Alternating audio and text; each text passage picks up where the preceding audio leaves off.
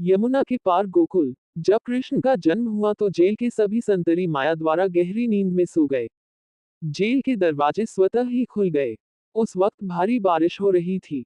यमुना में उफान था। उस बारिश में ही वसुदेव ने नन्हे कृष्ण को एक टोकरी में रखा और उस टोकरी को लेकर वे जेल से बाहर निकल आए।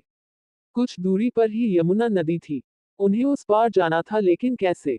तभी चमत्कार हुआ। यमुना के जल ने भगवान के चरण छुए और फिर उसका जल दो हिस्सों में बंट गया और इस पार से उस पार रास्ता बन गया। कहते हैं कि वसुदेव कृष्ण को यमुना के उस पार गोकुल में अपने मित्र नंदगोप के यहाँ ले गए। वहां पर नंद की पत्नी यशोदा को भी एक कन्या उत्पन्न हुई थी। वसुदेव श्री कृष्ण को यशोदा के पास सुलाकर उस कन्या को ले गए। गोकुल माँ यशोदा का मायका था और नंदगांव में उनका ससुराल। श्री कृष्ण का लालन पालन यशोदा व नंद ने किया।